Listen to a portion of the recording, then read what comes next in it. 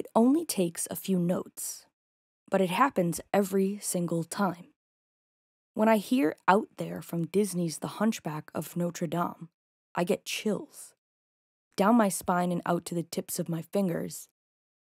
My hair stands on ends.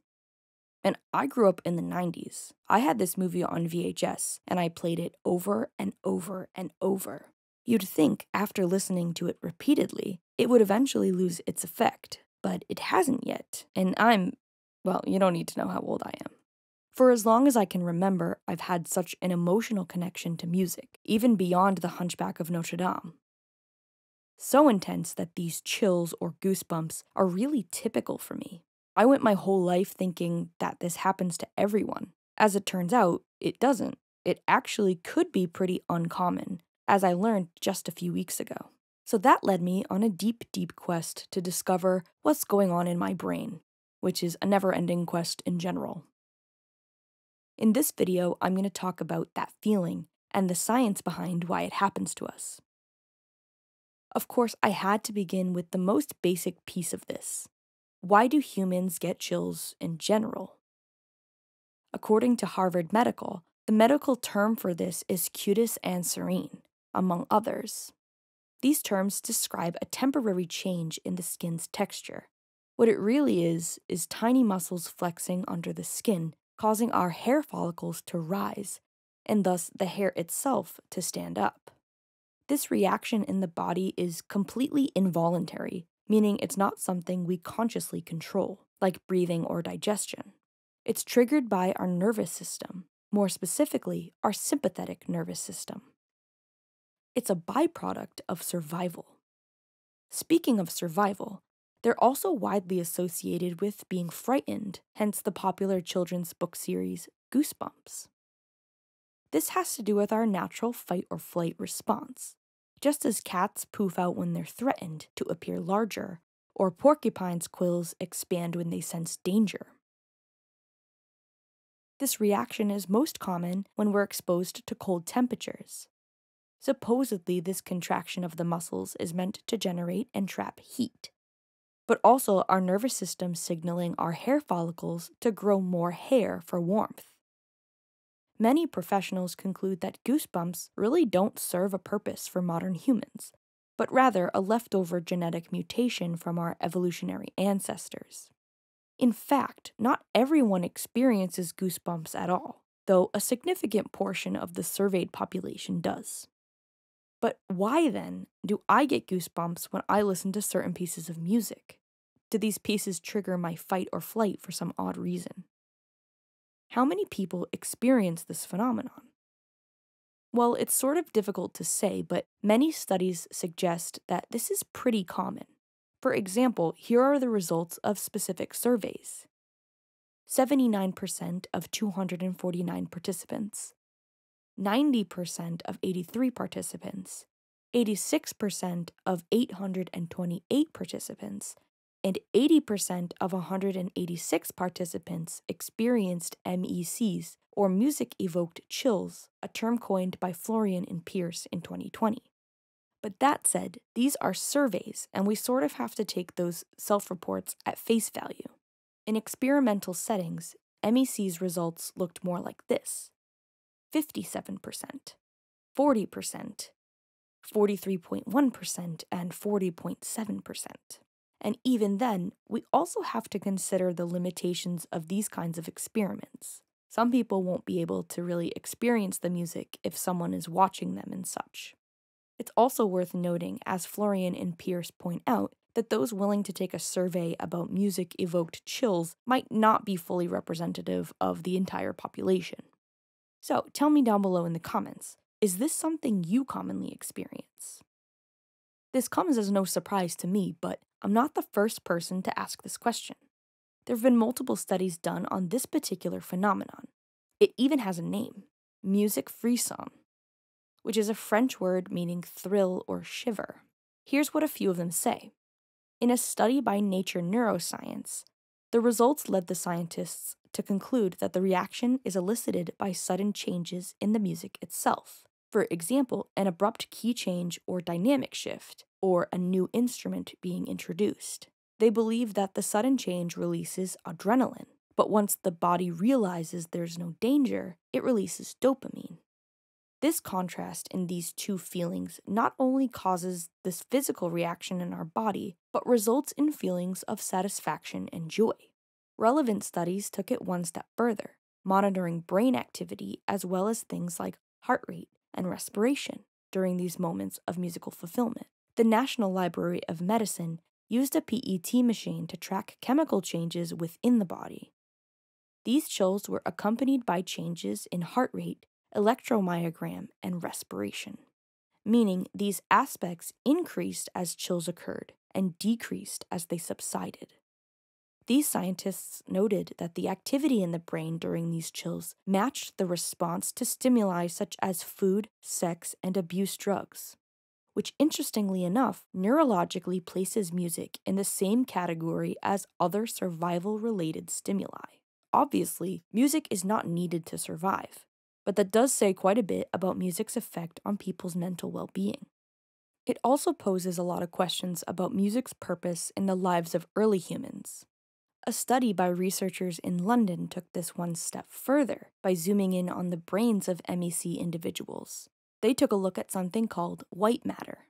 White matter in the brain are bundles of axons responsible for conducting, processing, and sending nerve signals up and down the spinal cord. In other words, white matter plays a critical role in helping the body process information by sending signals through, to, and from the brain. And what they found is quite fascinating. Those who experienced physical reactions while listening to music also happened to have a higher density connectivity in the white matter of their brains. In previous studies, specifically about white matter, this white matter density was linked with high emotional empathy. Furthermore, the volume of white matter connectivity was significantly correlated with a participant's tendency to experience chills. The more frequently a person reports experiencing chills, the larger the volume of white matter connectivity among these three regions of the brain. They believe that their findings in this study might help scientists further understand brain function, specifically the emotional communication systems in the brain.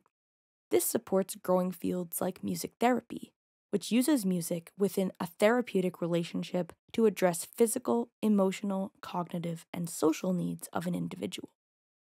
Understanding these neural connections can help further the role that music plays in healing. Though many studies have been done, the information we have on this phenomenon is relatively limited, and something I hope we can collectively explore in the future. The studies they have done are not only limited in size, but are limited in demographics. For this reason, it's hard to get an estimate of exactly how many people experience this, specifically in response to music. It might be kind of fun to do our own little survey. Ask the people around you if they experience MECs. Let me know your findings, and I'll share mine as well. The piece that professional studies do not yet comprehend is the reason music evokes such a strong response from some people. Tom Cochrane of the University of Geneva wrote a paper outlining the discord between philosophers and cognitive scientists on this very subject. He's narrowed it down to 3 theories that they've come up with. Keep in mind that these studies are done with instrumental music, never music with lyrics. The first is the resemblance theory, which states that we perceive a resemblance between the music and the way emotions appear, usually the behavioral and vocal expressions of emotions, but also sometimes bodily feelings. This theory, proposed by Stephen Davies and Peter Keavy, suggests that music makes us emotional because it sort of mimics human vocal expressions of emotion, such as crying. The second being the arousal theory, which states that we attribute emotional content to music on the basis of our own emotional reactions. This theory suggests that, for example, what makes a piece of music sad is simply its tendency to arouse sadness in its listeners. It's not necessarily a reflection of the expression of the music itself or the intent of the composer. And the third, in contrast, is the expression theory, which states that we hear the music as the expressive product of someone's emotion, usually an imagined persona in contemporary formulations, rather than the composer or performer.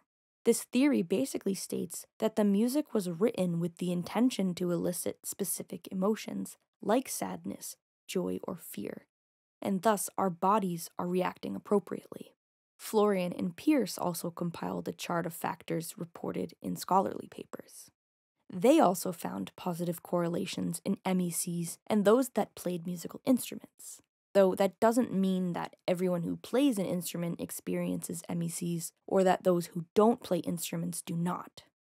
By far the most documented personality correlate of the experience of MECs is openness to experience, a Big Five personality trait characteristic of individuals who are curious, innovative, imaginative, sensitive to the arts, and who experience a wide range of feelings and emotions.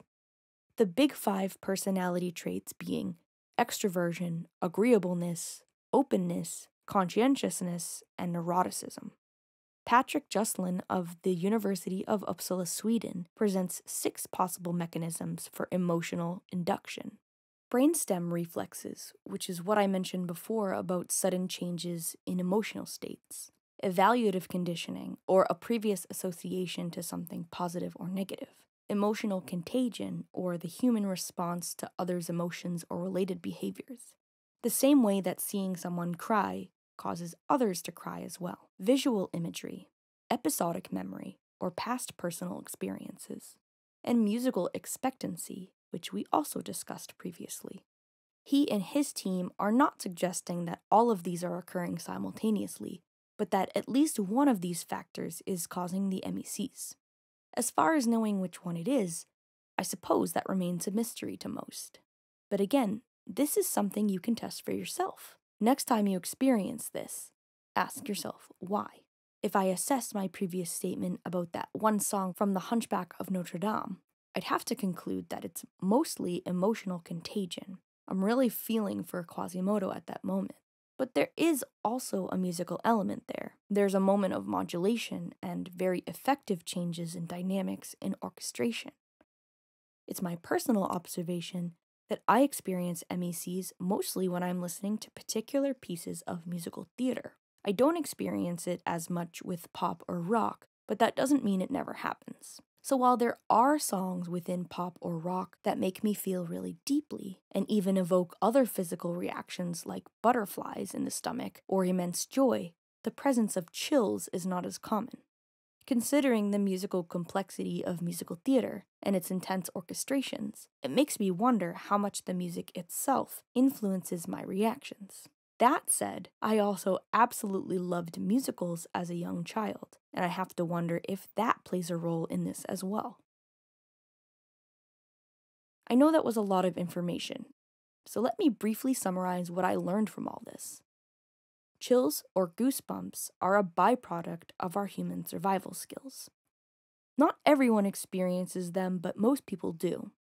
Even less people experience them as a result of music, but many do.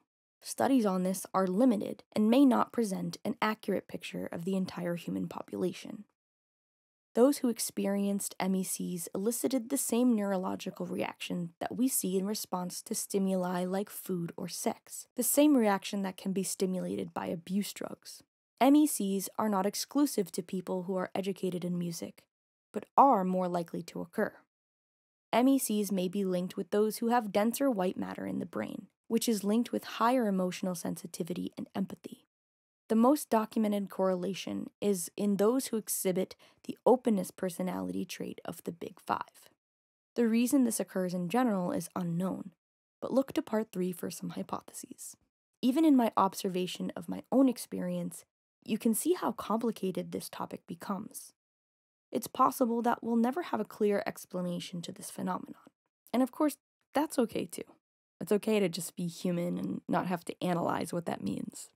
But it certainly is interesting, and we can't help but wonder if knowing more about this can be beneficial to health science and the human existence.